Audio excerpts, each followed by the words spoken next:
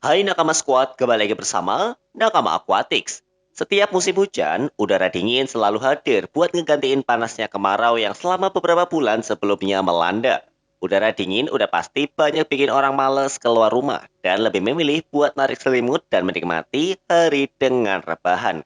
Namun kenikmatan itu nggak berlaku buat para penghobi ikan hias. Musim hujan bisa jadi mimpi buruk karena perubahan suhu yang bakal berdampak dengan ekosistem di dalam akuarium yang pasti berhubungan dengan ikan-ikan peliharaan. Matahari yang tadinya menyinari dan menghangatkan kolam di pagi hari, pas musim hujan jadi ganti sama awan mendung.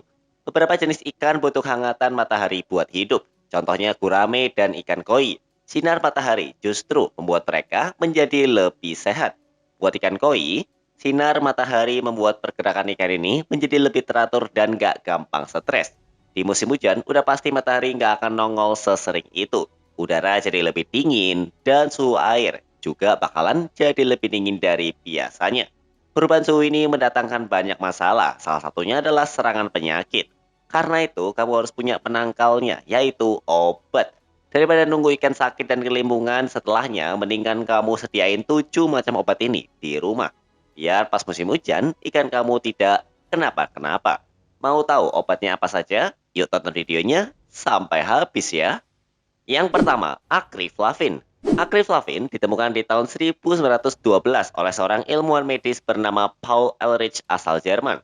Sejarah obat ini cukup menarik karena sebelum dimanfaatkan sebagai obat ikan, pada awal kemunculan obat ini dipakai di Perang Dunia Pertama buat ngobatin luka dan jadi penawar penyakit bernama sleeping sickness yang disebabkan oleh sebuah parasit. Siapa sangka senyawa kimia yang dulu dipakai di Perang Dunia Pertama selang 110 tahun kemudian malah dimanfaatkan sebagai obat buat ikan hias. Di Indonesia, obat bernama kuning ini udah lama jadi andalan para penghobi, mungkin termasuk kamu. Buat para penghobi yang pelihara cana, akriflavin jadi obat yang harus dimiliki. Karena obat ini kerap jadi solusi di balik banyaknya problematika yang dihadapi para pecinta ikan cana.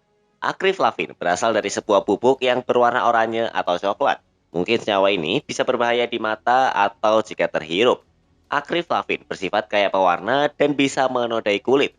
Juga dapat menyebabkan iritasi. Terkadang ada yang menjual obat ini dalam bentuk serbuk, tapi kebanyakan yang dipasarkan adalah versi cairnya. Penggunaan awal akriflavin sebagai obat di Perang Dunia sebenarnya masih berjalan di jalur yang sama dengan memanfaatkan di masa kini, yaitu sebagai pengobat luka. Bedanya kalau dulu dipakai manusia, sekarang lebih sering dipakai buat ikan. Akriflavin bisa jadi solusi buat menanggulangi masalah seperti jamur, luka, parasit, dan pereda stres bagi ikan.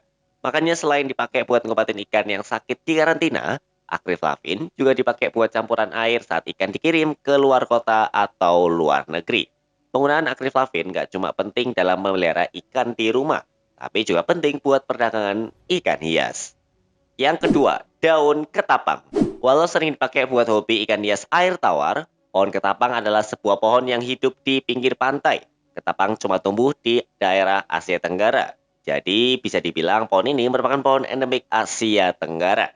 Tapi banyak negara lain yang ikut menanam ikan ini sebagai peneduh pantai mereka. Australia, India, Pakistan, beberapa negara Afrika, sampai Amerika Selatan udah menanam tanaman ini di daerahnya. Di Indonesia, pohon ketapang nggak cuma hidup di pinggir pantai, karena banyak juga yang tumbuh di lapangan atau pekarangan. Biasanya, daun-daun kering yang gugur dari pohon ketapang diburu sama beberapa orang. Jangan heran kalau misal ada orang yang ngambil daun kering di dekat pohon ketapang sampai berkarung-karung. Pohon ini bukan buat dikasih ke ternak atau dibuang jadi sampah, melainkan dimanfaatkan untuk dijadikan obat ikan. Daun kering yang gugur dari pohon ketapang bukanlah daun biasa. Daun ini bisa dimanfaatkan hingga menjadi bisnis baru yang cukup meyakinkan. Karena ternyata daun dari pohon ketapang bisa dijadikan obat penyeimbang parameter air, sampai jadi obat penyembuh penyakit ikan.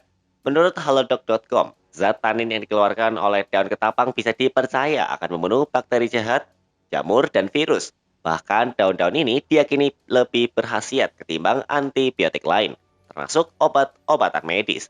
Penggunaan daun ketapang nggak cuma dipakai di rumah saja, karena penangkaran ikan besar kayak penangkaran cupang, gurame, dan lain-lain juga memakai daun ini buat menenangkan ikan-ikannya. Nah, daun ketapang juga sering digunakan oleh para penghobi cana untuk menurunkan parameter air dan merawat ikan-ikan yang lagi sakit dalam box karantina. Konsumen terbesar daun ketapang adalah penghobi cana dan cupang. Olahan daun ketapang jadi bisnis yang cukup menjanjikan karena banyak orang yang nggak terlalu tertarik buat membeli daun ketapang yang versi kering dan harus nungguin beberapa lama agar tanin bisa lepas dari daun ke air. Buktinya di marketplace, olahan daun ketapang yang dinilai penggunaannya lebih praktis ini sukses jadi best seller. Salah satu akun penjual ada yang sampai ribuan botol. Jadi jangan remehkan mereka yang ngambilin daun ketapang kering di pekarangan komplek. Karena daun-daun itu bisa disulap jadi menghasilkan mencapai jutaan rupiah per bulannya. Yang ketiga, penetral air. Tinggal di perkotaan bisa jadi satu hambatan buat kamu untuk memelihara ikan. Sebab utamanya adalah karena di perkotaan yang berkualitas kurang baik buat memelihara ikan. Contoh paling nyata adalah jarang ada air di perkotaan yang bisa dimasak dan dijadikan air minum. Banyak warga kota yang akhirnya membeli air galon atau air minum kemasan untuk memenuhi kebutuhan airnya setiap hari. Faktor mengapa air di perkotaan susah diminum adalah kandungan kimianya yang tinggi. Air di perkotaan kadang berbau tidak sedap dan sering agak berbau besi. Faktor itu terjadi karena kandungan zat besi di dalam air memang sangat tinggi. Sehingga air tersebut tidak bisa dimanfaatkan buat diminum. Selain nggak bisa dibuat diminum, air ini juga sulit dijadikan air akuarium. Karena bisa membuat ikan jadi mabuk atau malah buruknya mati. Untuk itu, kamu memerlukan obat yang menetralkan air dan menurunkan kandungan kimia, sehingga akhirnya bisa membuat ikan merasa lebih nyaman untuk tinggal di dalamnya. Salah satu obat yang biasa dipakai para penghobi adalah Aquasave. Berbeda dengan obat lainnya, obat ini harganya cukup mahal. Di marketplace harganya obat ini sekitar 100 ribuan. Obat ini berguna untuk menghilangkan klorin, klomarin, dan mendetoksifikasi amonia.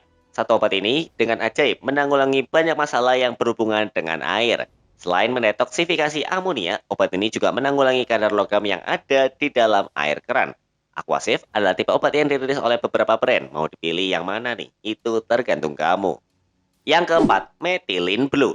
Sama seperti si akriflavin, methylene blue bukan obat ikan pas pertama ditemukan. Pada tahun 1876, obat ini pertama ditemukan oleh Heinrich Caro, seorang kimiawan asal Jerman. Sekitar 15 tahun kemudian, obat ini dipakai buat mengobati malaria oleh Paul Goodman dan Paul Ehrlich, yang juga menemukan akriflavin pada tahun 1891. Obat ini dulu dikenal sebagai obat sintetis pertama yang dibuat menjadi obat medis. Pada era Perang Dunia Pertama, ilmuwan seperti Ehrlich percaya bahwa obat dan pewarna bekerja dengan cara yang serupa. Makanya obat berwarna ini dipakai. Pemakaian methylene blue dilanjutkan sampai ke Perang Dunia Kedua. Namun pemakaiannya nggak disukai oleh para prajurit yang turun di medan perang. Setelah meminum obat ini, banyak prajurit air seninya jadi berwarna hijau dan membuat putih di mata mereka yang menjadi berwarna biru. Obat ini dipakai pada saat itu karena harganya murah. Walau nggak disukai oleh para prajurit, tapi methylene blue dinilai sukses menjadi obat penawar malaria. Di masa sekarang, methylene blue juga dipakai untuk keperluan ikan hias, lebih tepatnya buat jadi obat. Obat berwarna biru ini sering dipakai untuk mengobati infeksi jamur. Selain itu, obat ini juga dipakai buat mengobati penyakit lain kayak white spot yang kadang sangat menyebalkan. Methylene blue punya kesamaan pamor dengan akriflavin karena mudah didapat di mana-mana. Obat ini dikenal luas dengan sebutan obat biru karena berwarna biru pekat dan dijual dengan harga yang cukup murah. Namun saat ini lebih banyak yang memakai akriflavin karena warnanya lebih cepat larut dan hilang di dalam air daripada si methylene blue. Dikenal punya banyak khasiat, obat ini nggak terlalu sering dipakai karena warnanya dinilai bisa mengotori air. Air nggak lagi bening dan jadi berwarna biru pekat. Kelihatan lebih butek dan jadi nggak sedap dipandang. Walau begitu, obat ini tetap jadi obat yang mujarab. Yang kelima, tetrasilin. Selain akriflavin, obat ini juga populer di kalangan para penghobi cana. Katanya sih, obat ini jauh lebih bagus dan mujarab ketimbang akriflavin. Tetrasilin utamanya dipakai sebagai obat penawar bagi penyakit fin root yang sering menjadi masalah besar yang menimpa ikan. Berbeda dengan akriflavin yang bisa juga dipakai untuk air di dalam akuarium. Tetrasilin merupakan obat yang dipakai untuk karantina karena termasuk ke dalam obat keras. Obat ini khusus dipakai untuk ngobatin ikan yang lagi sakit. Banyak penghobi yang udah membuktikan kalau obat ini sangat mujarab dipakai buat pengobatan ikan yang lagi luka besar. Obat ini gak dijual dalam bentuk cair kayak obat ikan lainnya, melainkan dalam bentuk kapsul. Tetrasilin dijual dalam bentuk kapsul karena pemakaiannya memang untuk obat manusia. Tapi karena banyak nemu kalau obat ini sangat mujarab buat ngobatin ikan, Jadi akhirnya dipakai buat jadi obat ikan. Tetrasilin HCl adalah antibiotik yang digunakan buat mengobati penyakit yang disebabkan oleh infeksi bakteri di dalam tubuh, seperti pneumonia dan infeksi saluran pencernaan. Ternyata, obat ini juga berguna buat ikan karena dinilai cepat untuk mengobati luka besar dan penyakit finrod yang memang butuh penolongan antibiotik buat meredakan infeksi bakteri. Di marketplace, harga tetrasilin cukup terjangkau, sekitar Rp2.500 saja per kapsul. Pupuk dari dalam kapsul inilah yang dimasukkan ke dalam air untuk nantinya dipakai jadi obat karantina. Warnanya sama berwarna kuning, namun sifatnya jauh lebih keras dari akriflavin. Yang keenam, algae killer. Pertumbuhan algae atau lumut di kaca akuarium menjadi salah satu masalah yang cukup mengganggu. Algae bisa tumbuh dengan pesat saat musim hujan datang. Untuk menanggulanginya, kamu bisa menggunakan cara yang alami, seperti memasukkan ikan pemakan algae dengan intervensi obat. Obat pembunuh algae punya banyak macam, dari mulai yang murah, dan juga tentunya ada yang juga mahal. Obat pembunuh algae cair biasanya membasmi pertumbuhan beberapa tipe algae yang bisa merugikan ekosistem di dalam akuarium, seperti bird algae yang bentuknya sangat menyebalkan. Walau menyerang algae yang termasuk tumbuhan air, namun obat ini nggak ikutan jadi berbahaya buat tanaman lain di dalam akuarium. Algae killer dijual dengan harga yang beragam tergantung brandnya. Ada yang murah, ada yang harganya ratusan ribu. Yang pasti, obat ini bisa membuat kamu terhindar dari aktivitas mengelap kaca akuarium yang udah dipenuhi algae. Nggak pengen kan, akhir pekan yang harusnya santai, malah dipakai buat ngelap akuarium. Yang ketujuh, bawang putih. Pertumbuhan bakteri jahat di dalam air bisa semakin parah jika tidak dihentikan. Berbeda dengan obat-obat sebelumnya, cara ini lebih organik, ramah lingkungan, dan pastinya hemat dari segi pendanaan.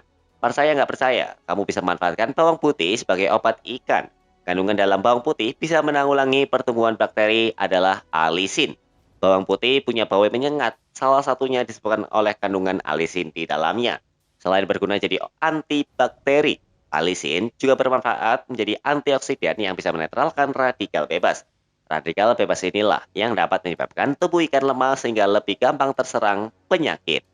Bawang putih bisa kamu olah dengan dihancurkan dan dimasukkan ke dalam air. Kamu nggak perlu takut dengan kandungan alisin, karena kandungan ini nggak bakal berbahaya buat ikan. Ada juga yang mencampurkan bawang putih ke dalam pelet ikan yang nantinya bakal dimakan sama si ikan. Bawang putih ternyata bisa mengobati banyak jenis penyakit, seperti penyakit perak putih, penyakit kolumnaris, penyakit busuk sirip, penyakit busuk insang, penyakit dropsy, dan juga tentunya berbagai penyakit lain yang disebabkan penyakit oleh bakteri dan protozoa. Bab akhir, kesimpulan. Obat-obat ini bisa sangat berguna dan menjadi upaya pencegahan agar ikanmu bisa tetap aman sentosa melewati musim hujan yang sejuk ini. Selain berguna buat ikan, beberapa obat juga berguna untuk kualitas air dan pertumbuhan algae yang bisa merugikan. Semoga video ini membantu buat kamu ya.